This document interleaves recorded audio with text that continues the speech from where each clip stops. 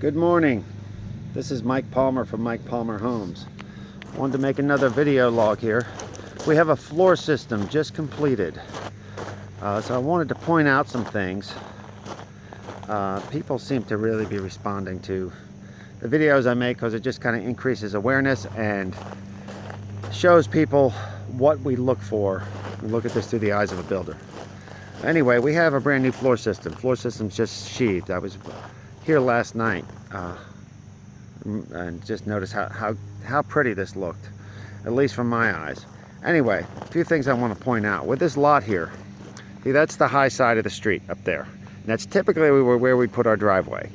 All right, but we didn't in this case because once you come out, the lot slopes this way, but it goes back and it slopes that way when we get down to where the house is, and we want the water to run that way around to the right of the house. We don't want the water to run across the garage, across the driveway, because then the driveway becomes like almost like a dam, and you can get standing water there. You have water issues with your house, which you obviously don't want. Also, with the garage, we don't want the garage down in a hole where you have a whole bunch of steps to come up. When we put in a garage, we strive to make it from the gravel 28 inches or less. This one is, we're 21 inches. So you'll have 4 inches of concrete, so you'll be 17 inches high, which allows you to just have 2 steps. We don't want more than 2 8-inch steps. Actually 3 steps, but 2 risers for more than 24 inches, because that is your most commonly used path of travel. When you get higher than that, you need to put railings, which take up space, and your stairs protrude out, and it can make your 2-car garage into a 1-car garage.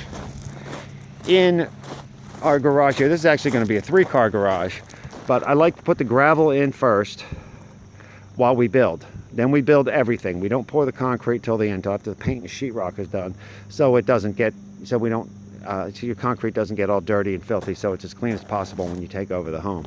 I don't like being on my hands and knees scraping off paint and drywall off a brand new garage. Plus, when they frame, framers can drop lumber and hammers and beat up your garage floor. This house is going to be an all brick house, so this is where your brick facade is going to go, right here. So we have an airspace between there and the brick, and we'll actually put a flashing so condensation can come out of it. Anyway, let's put our subfloor down. This is a subfloor that has more epoxy in it, so if it gets rained on, they said it's guaranteed not to swell at the joints. Sometimes you get a little bit, but it's very minimal. When you use a cheap OSB, you'll have major bumps with your joints, and when you nail down your hardwood floor, I've seen it where the nails and staples in your hardwood floor don't hold very well, and you end up with a lot more squeaks. Back porch, typically you can see we're up a lot higher here, and you put your garage up on the high side so you don't have all those steps, and it's higher in the back. But typically we put a wood deck here. This particular customer did not want a wood deck, so we just put a brick deck and filled it with gravel. It gets a little more expensive, but he didn't want to deal with the maintenance of a wood deck. The concrete deck is pretty much maintenance free, and it stays a lot cooler as well. Anyway, and right here you see there's kind of a trough here. We're going to put a brick row lock there, decorative row lock, to separate the screen porch from the grill porch. This is going to be a small grilling porch here.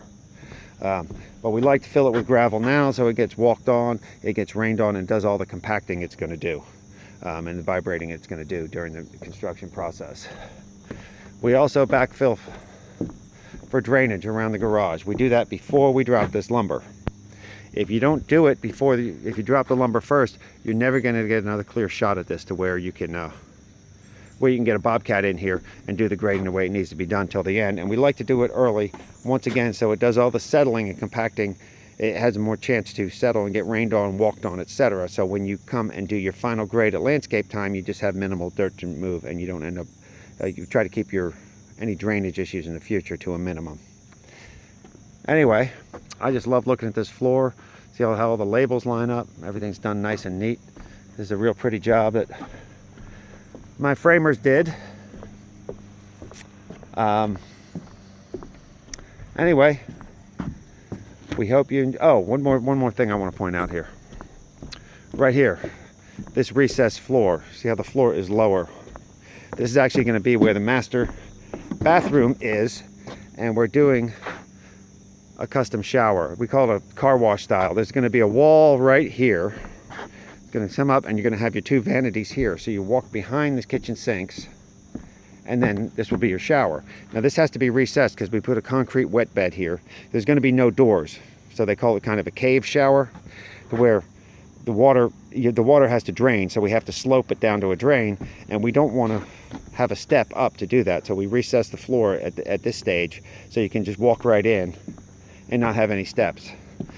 And then you can walk right out, or we can have his and hers shower. I'm not exactly sure the configuration. I want to get with the plumbers and the customer, but I want this thing to rock. I want it to be really cool because it's the first time through, and it's actually a lot of fun. It's going to be a really fun bathroom. Anyway, we appreciate you watching. Appreciate you visiting our site. If you have any questions, please contact us at the numbers below.